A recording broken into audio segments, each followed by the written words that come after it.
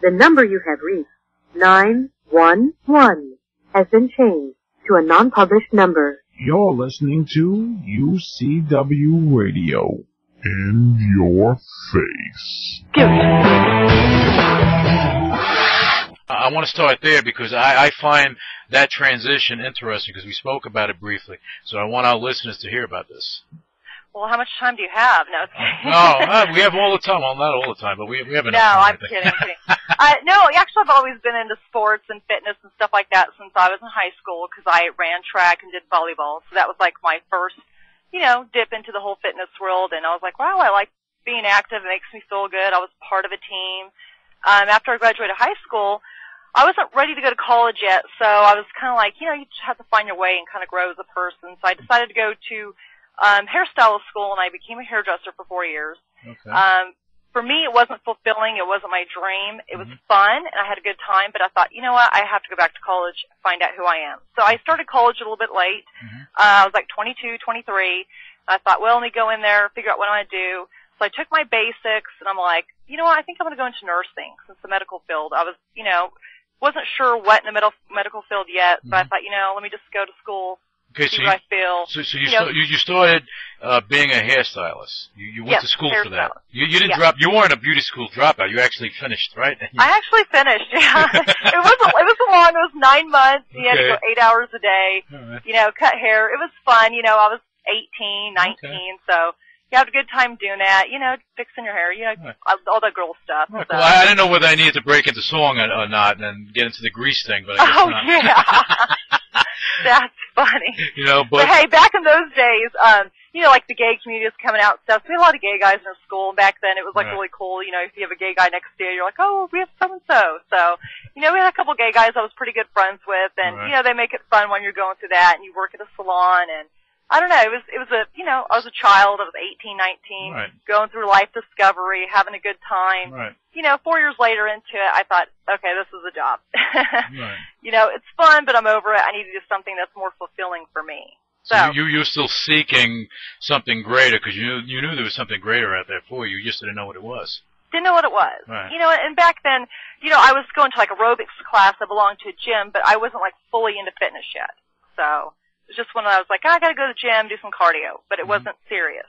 Okay. So, and then went to college, and then I took like basic weight training, took my nutrition class for nursing. You have to take these prerequisites before going to nursing school. Okay. So, I loved anatomy and physiology. I made straight A's in that. That was fascinating to me, how the muscles work with the body, what the systems do. So I knew I was fascinated in that whole area. But as soon as I got to nursing school, I'm like, man, I don't know what I'm going to do. Right. And at the time, I was dating my husband, who's, he was in his last year of law school. And, I was trying to figure it out. And he was like, why don't you just become a trainer? You're 3 years into college. You don't seem like you're really happy with what degree you're picking. He goes, just become a fitness trainer, see where it goes from there. And at the time, I was... that's a good man by your side. He's yeah, oh yeah. This is all his fault. Oh yeah, it's all his fault. Well, I was going to the gym, or if I had a friend, I'm like, hey, you want to meet at the gym? Right. So, he knew my passion was going to gym, working out. I would either take a kickboxing class, a step class. I had a trainer at the time. I was dabbling into weight training. So, it was kind of a mix of stuff, but I hadn't really, I would say, solidified what I want to do in the fitness world yet. So I was still learning the whole fitness thing because there's so many genres to fitness. And I just dabbled a little bit into bodybuilding. Not that I'm a bodybuilder myself, but being tall and thin, I worked with the trainer who was a bodybuilder. So he was like, oh, let's put some muscle on you. You're like 110 and you're 5'9", you're a stick. And then I started looking at myself, well, maybe I am a stick. I am skinny.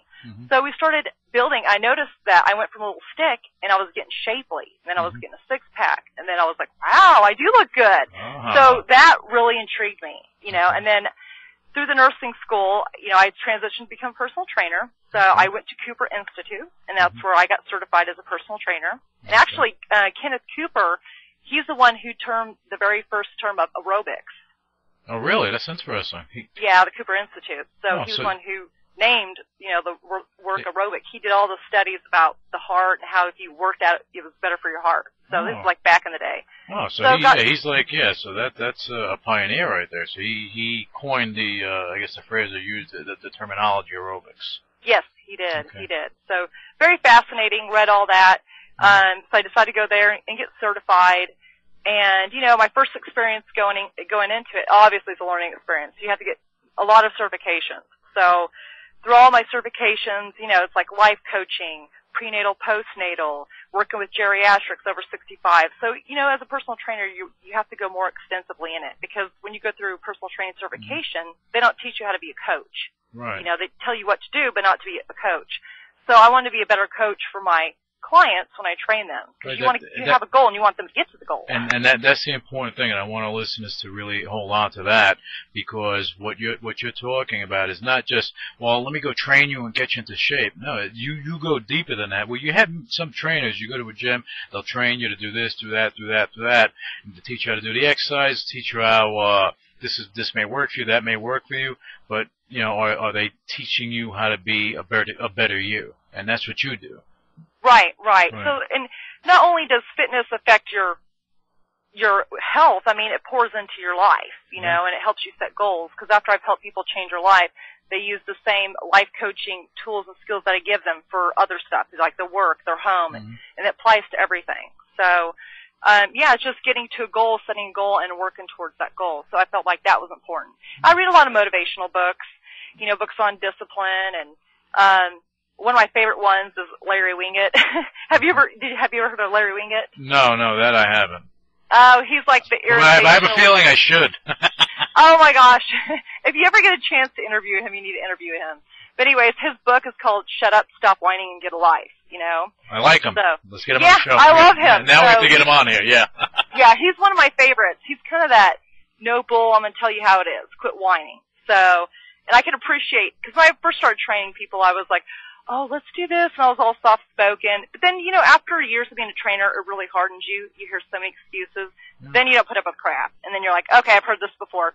And then you just kind of ignore it, and then you move on. You know, so people are like, whoa, they're taken back by how honest you are to them. You know, I'm like, you know what? But you know what it is, and I want to interject here, because you know this, but I want the listeners to know this, that when you go to a trainer, a real trainer, not one of these guys that are just working in the gym and that's their job, that, you know, what you do is what you do, but a real trainer that you bring in to help you enhance your life, when you do that, and you bring them on, they're your advisor, they're your consultant, they're bringing you on for you to get better health, better get your mind together, everything else. So when you use all these excuses, oh, I was too tired, oh, I went to a wedding, oh, then you're not serious. Don't waste your money going to a trainer, because what happens is you're wasting the trainer's time. Right.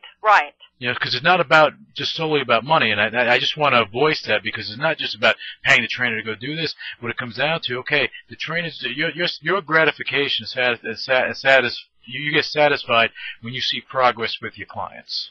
Right. And that's why all these celebrities come to you. Right, and I'm really strict. When they come to me, I'm like, okay, what is your goal? And I can tell if they're serious in our first initial meeting how serious they are. Okay, and if they're saying excuses, now that I've been in it for many years, I could see them in a chair just like lying, like their excuses come out, and you're just like blah blah blah blah. But you know, the ones that are serious, you can tell that are serious. And we work towards their goal, because I will not take anybody on that's not serious. I mean, granted, there's people that need a little bit extra push and help, and that's fine. And I've helped people change like that. And there's people I didn't think I could ever pull them out of it, and boom, they showed me 4 months later. So, you know, sometimes you can rate people, sometimes you can't.